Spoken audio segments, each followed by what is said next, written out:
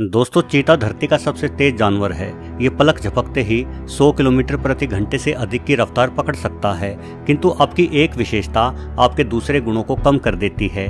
पतला और हल्का शरीर होने के कारण ही चीता इतनी तेज दौड़ पाता है, किंतु ये पतला और हल्का शरीर चीता को अन्य बड़ी बिल्लियों की तुलना में कम शक्तिशाली भी बना देता है। यही वजह है कि चीता कुलांचे मारते हुए अपने शिकार को तेजी से दौड़कर पकड़ तो लेता है, किंतु शिकार को मार डालने के लिए इसे कड़ा संघर्ष करना पड़ता है। यदि चीते द्वारा पकड़ी गई गजेल या इम्पाला कुछ ज्यादा ही बड़ी और ताकतवर हुई तो उल्टा चीते की ही जान के लाले पड़ जाते हैं। यह इस वीडियो में यह मादा चीता कई दिनों से शिकार की तलाश में थी। सिर्फ यही नहीं बल्कि इसके छोटे बच्चे भी भूख से व्याकुल थे, इसलिए दौड़ लगाती है और एक बड़े वयस्क नर इम्पाला को पकड़ लेती है। इसके छोटे शावक भी शिकार में अपनी मां की मदद करते दिखाई पड़ रहे हैं, किंतु एक बड़े आकार का नर इम्पाला चीते से अधिक ताकतवर हो सकता है। और सबसे बड़ी बात यह कि इसके पास अपनी रक्षा के लिए करीब 3 फीट लंबे और बेहद नुकीले सींग भी होते हैं। इम्पाला अपनी बचाव में मां चीता पर हमला बोल देता है, जिस हमले को ये कमजोर मादा चीता नहीं संभाल पाती।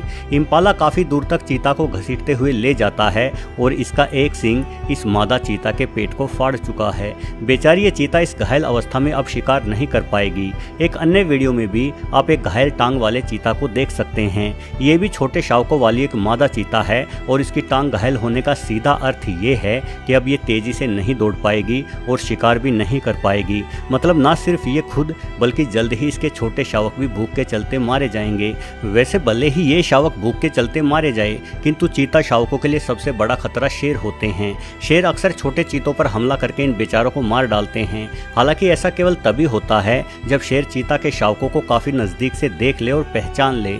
कुछ एक परिस्थितियों में अक्सर छोटे चीता शावकों पर दूसरे शिकारी हमला करने से कतराते हैं, जिसकी वजह है इन शावकों का हनी बेजर जैसा दिखाई देना। छोटे चीता शावकों की कमर सफेद फर से ढकी होती है और इनके नीचे का शरीर बड़े चीतों की तुलना में गहरे रंग का होता है, जिस कारण चीता के ये छोटे शावक दूर से देखने में हनी बेजर जैसे दिखाई देते हैं और अपनी सरंग रूप का इन्हें बड़ा फायदा होता है। असल में हनी बेजर एक ऐसा जानवर है जिस पर हमला करने से पहले शेर को भी कई बार सोचना पड़ता है। आपने वो कहावत तो जरूर सुनी होगी कि दूध का जला छाछ को भी फूंक मार मार कर पीता है। मान लो कभी गर्म दूध या चाय गिरने से आपके हाथ जल जाएं, तो आगे से गर्म प्याला पकड़ने में आप जरूर सावधानी बरतोगे। बस हनी बेजर को भी आप एक ऐसा ही गर्म प्याला समझ लीजिए। इस जीव के हिंसक व्यवहार का परिणाम जंगल में रहने वाले लगभग सभी जीव भुगतते रहते हैं, इसलिए सभी जीव हनी बेजर से सावधान भी रहते हैं, फिर चाहे वो जीव शेर ही क्यों न हो। असल में हनी बेजर की त्वचा बहुत ही मोटी और मजबूत होती है, इसलिए किसी बड़े शिकारी द्वारा इसे काटने का प्रयास अक्सर असफल ही रहता है। वहीं अपने सुई जैसे नुकीले दांतों से हमला करते हुए हनी बेजर एक साथ कई शेरों को भी खदेड़ देता है। अब जाहिर है कि हनी बेजर जैसे खतरनाक जानवर का डुप्लीकेट होने का फायदा चीता के शावकों को जरूर मिलता होगा। चीता के छोटे शावक करीब 6 महीनों तक हनी बेजर जैसे दिखाई पड़ते हैं। उसके बाद इनके कमर के ऊपर मौजूद सफेद बाल उतर जाते हैं और एक चीता शावक चीतों जैसा ही दिखाई देने लगता है। दोस्तों, भले ही चीता के छोटे शावक हनी बेजरों जैसे दिखाई दे, किंतु इसके बावजूद भी चीता के सिर्फ 17% शावक ही बड़े हो पाते हैं और बाकी के 83% किसी बीमारी के कारण या अक्सर शेरों का शिकार बनकर मारे जाते हैं। यदि कोई बड़ा चीता भी शेरों की पकड़ में आ जाए तो शेर उसे तुरंत मौत के घाट उतार देते हैं, और यदि वो चीता मादा हो और उसके आसपास उसके शावक भी हों तो बेचारे उन मासूम शावकों के साथ भी वही हश्र किया जाता है। यदि हम चीता के शावकों को गौर से देखते हैं तो इनसे मासूम और प्यारा जीव कोई दूसरा दिखाई नहीं पड़ता, और शेरों को इतने छोटे चीता शावकों से कोई खतरा भी नहीं होता, लेकिन फिर भी शेर इन्हें मार डालते हैं क्योंकि शेर चीतों से बदला लेना चाहते हैं। क्योंकि मौका मिलने पर बड़े चीता भी शेरों के शावकों को मारने से पीछे नहीं हटते। शायद इसलिए शेर भी चीता के शावकों को मारकर अपना बदला पूरा कर लेते हैं। शायद आपको लगता होगा कि बदला लेने की भावना केवल इंसानों में ही होती है, किंतु ऐसा नहीं है। बदला लेना जानवर भी भली भांति जानते हैं। हमारे ही देश के महाराष्ट्र में बंदरों द्वारा बदला लेने की एक अजीब घटना देखी गई थी। महाराष्ट्र के भीड़ जिले के माजल गांव में बंदरों के एक समूह ने बदला लेते हुए 1 या 2 नहीं बल्कि करीब 250 कुत्तों को मार डाला था। ग्रामीणों के मुताबिक बंदरों ने कुत्तों से बदला लेने का सिलसिला तब शुरू किया जब कुछ कुत्तों ने मिलकर एक बंदर के बच्चे को मार दिया था। इस घटना से बंदर खफा हो गए और उन्होंने बदला लेने के लिए एक एक करके कुत्तों को मारना शुरू कर दिया।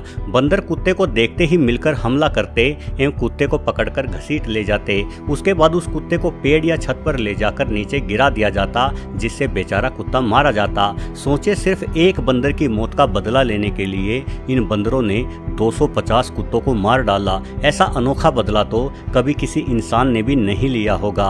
बाद में वन विभाग की टीम ने करीब 1 दर्जन बंदरों को पकड़कर जंगल में छोड़ा, लेकिन तब तक बंदरों ने गांव के लगभग सभी कुत्तों को मार डाला था। वैसे शेरों के अंदर चीतों को मार डालने की भावना सिर्फ बदला लेने के लिए ही पैदा नहीं होती, अपितु ये सब इलाके और प्रभुत्व का खेल है। शेर इसी तरह से तेंदुओं को भी मारते हैं और लकड़भग्गे आदि को भी। असल में आपके इलाके में आपके प्रतिद्वंदी जितने कम होंगे, आपका जीवन उतना ही बेहतर और आसान हो जाएगा। किंतु चीतों के जीवन से एक और समस्या जुड़ी है। अनेकों बार इन बेचारों का शिकार भी छीन लिया जाता है। चीते द्वारा शिकार करने के प्रयास लगभग तेंदुओं जितने ही सफल होते हैं।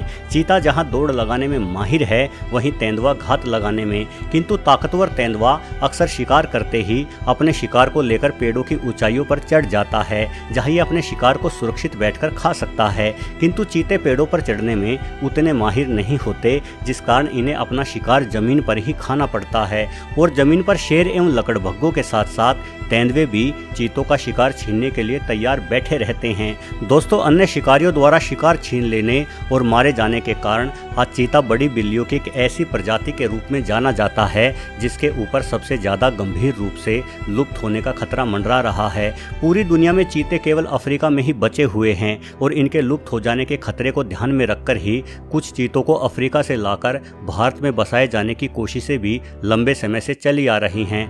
भारत से चीतों को विलुप्त हुए 7 दशक से ज्यादा बीत गए हैं और अभी तक चीतों को वापस भारत में लाने की कोशिशें कामयाब नहीं हो पाई हैं। यदि चीते भारत में आते हैं तो किसी शिकारी जानवर का यह दुनिया का पहला अंतर महाद्वीपीय स्थानांतरण होगा, यानी एक महाद्वीप से दूसरे महाद्वीप पर पहली बार किसी शिकारी जानवर को दोबारा बसाने की कोशिशें की जाएगी। इस महत्वाकांक्षी परियोजना के लिए 200 करोड़ से अधिक खर्च किए जाएंगे।